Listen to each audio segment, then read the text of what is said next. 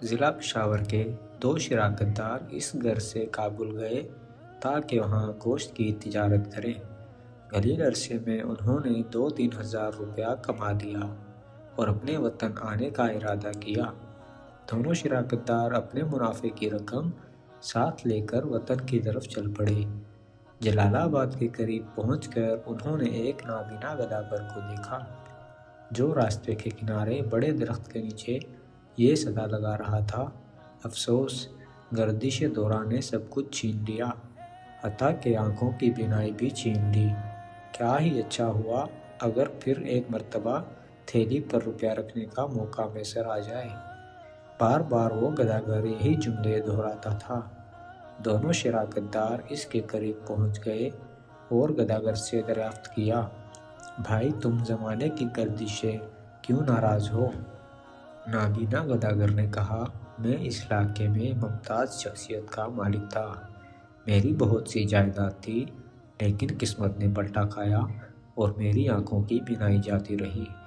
مجھے اس بات کا بہت شوق ہے کہ اس مفلسی میں اگر اپنا نہیں تو دوسرے کا کمایا ہوا نقد روپیہ ان ہاتھوں میں ایک لمحے کے لیے رکھ کر اپنے دل کو تسکین دوں۔ یہ تھا وہ ماجرا جو گداگر نے انہیں سنایا۔ انہوں نے مناسب سمجھا کہ یہ ایک نابینا گداگر ہے، جائے گا کہاں؟ اپنے روپوں کی تھیلی اس ایک لمحے کے لیے دینے میں کیا حرج ہے؟ اگر اس کے دل میں یہی خواہش ہے تو وہ بھی پوری ہو جائے۔ ایک نے روپوں کی تھیلی اس کے ہاتھ میں دیتے ہوئے کہا، لو بھائی فقیر، اپنی تمنا پوری کر لو۔ گداگر نے تھیلی لیتے ہوئے ان کا شکریہ ادا کیا۔ تھوڑی دیر بعد ان میں سے ایک نے کہا، بھائی گداگر، اب ہمیں ہمارے روپوں کی تھیلی واپس کر دو۔ لیکن گداگر نے کمال سنجیدگی سے جواب دیا، تھیلی؟ کیسی تھیلی؟ واپس کیسے؟ یہ کیا بات ہے؟ دوسرے ساتھی نے گداگر سے کہا، مذاق مت کرو، تھیلی جلدی واپس کر دو، ہمیں دیر ہو رہی ہے۔ مگر گداگر نے تھیلی واپس کرنے سے انکار کر دیا۔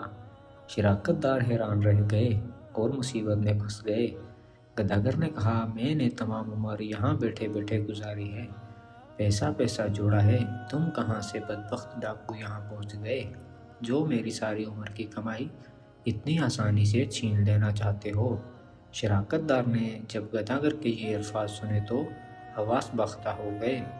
گداگر اٹھ کر چلنے لگا تو دونوں نے زبردستی اپنی تھیلی اس سے چھیننے کی کوشش کی، لیکن گداگر نے زور زور سے چلانا شروع کر دیا، ڈاکو ڈاکو، کوئی مدد کو پہنچے۔ پاس ہی ایک نہر بہہ رہی تھی، وہاں کے لوگ جائے وقوع پر پہنچ گئے اور دونوں شراکت داروں کو ڈاکو سمجھ کر گرفتار کر لیا۔ دونوں نے بہت کوشش کی کہ دیہاتی ان کی بات کا یقین کر لیں، لیکن بے سود بستی کے لوگوں نے یہ تجویز منظور کی کہ ان ڈاکوؤں کو بادشاہ کے دربار میں حاضر کریں اور ان کی گرفتاری کے صلے میں انعام حاصل کریں۔ چنانچہ دونوں کو بیمہ گدا کر بادشاہ کے دربار میں پیش کیا۔ امیر عبد الرحمن عدالت کی کرسی پر متمکن تھے، دربار حاضر تھے۔ بادشاہ نے پہلے گداگر کا بیان سنا، پھر ملزموں کی داستان مظلومی سنی اور پھر حکم دیا، ایک کڑاہی لے آؤ اور اس میں پانی ڈال کر خوب گرم کرو۔ یہ سنتے ہی دونوں شراکت دار سہم گئے اور اپنی دردناک موت کا تصور کرنے لگے۔ ان کی آنکھوں میں اندھیرا چھا گیا۔ کڑاہی لائی گئی، اس میں پانی ڈال کر خوب گرم کیا گیا اور بادشاہ کے حکم کا انتظار ہونے لگا۔ بادشاہ غضبناک ہو کر بولے، لاؤ وہ روپوں کی تھیلی اور اسے اس کڑاہی کے پانی میں ڈال دو۔ فوراً تعمیل ہوئی۔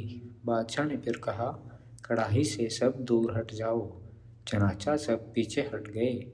بادشاہ خود آگے بڑھے، گرم پانی کی سطح پر غور سے دیکھا اور پھر واپس آ گئے۔